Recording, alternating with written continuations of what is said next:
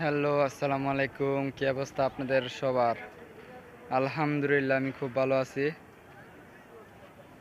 দেখেন কবুতরের জন্য কি কষ্ট করতে হয়। রাতের এখন বাজে ৮টা। ডিউটির থেকে আসলাম। আইসা কবুতরকে খাওয়া দাওয়া হইতাছে। অনেক কষ্ট লাগতাছে কবুতরের জন্য। এত দেরিতে খাবার দেওয়ার জন্য। এত দেরিতে কেউই খাবার দেয় না আমি ছাড়া মনে হয়। পুরনো কবুতরকে এত কষ্ট করে খাবার দেয় না। কথা বলতে পারতেছে না, আমিও হরান, ওরাও ক্লান্ত। তার জন্য এই ভিডিওটি। এখন রাত ৮টা বাজে, কিছুই দেখা যায় না। এই যে কবুতরগুলোকে খাবার দিচ্ছি। এই যে কবুতরগুলোকে খাবার দাওয়ানো হয়ে গেছে। পানি মুনি দিতে হবে। ওই যে একটা কবুতরের গলায় জানি কি বাজছে। এই যে এখানে একটা কবুতরে জানি আদা দিতে হবে, আদা দিয়ে দেখতে হবে। আলহামদুলিল্লাহ কবুতর সুস্থ আছে সবগুলোই, কিন্তু খুব ক্লান্ত আমি। ওরাও খুব ক্লান্ত, সারাদিন না খেয়ে আছে। সকালবেলা আমি খাবার দিয়ে গেছি অল্পটা, তার জন্য।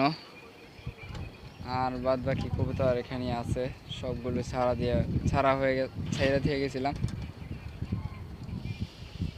খাবার প্রায় শেষ।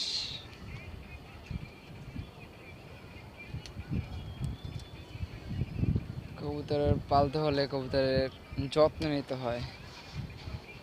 যে জিনিসকে যত্ন নেওয়া হয় না সেই জিনিস পালার দরকার নেই কেউর। আমার মতন আমি যতটুকু চেষ্টা করি, যতটুকু পারি ততটুকুই আমি পালার চেষ্টা করি। আমার থরে ধাপিরও কবুতর আদা দাওয়ানো শেষ। এখানে কবুতরগুলোকে আদা দাওয়ানো হয়ে গেছে। এই যে কবুতরগুলো সব।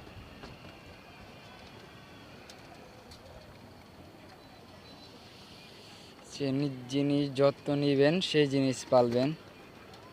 যত্ন না নিলে কবুতর পালবেন না। যত্ন যদি না পড়ে কবুতর অসুস্থ হয়ে যেতে পারে।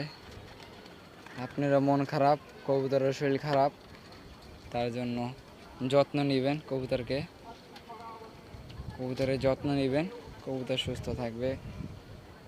এই যে আমি রাতের বেলা কবুতরকে আদার খাওয়াই। এত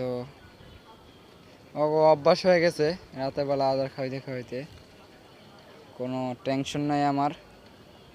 তার জন্য ওরাও টাইম মেনটেন করে চলে। আমার মালিক এই সময় এসে খাবার দিবে,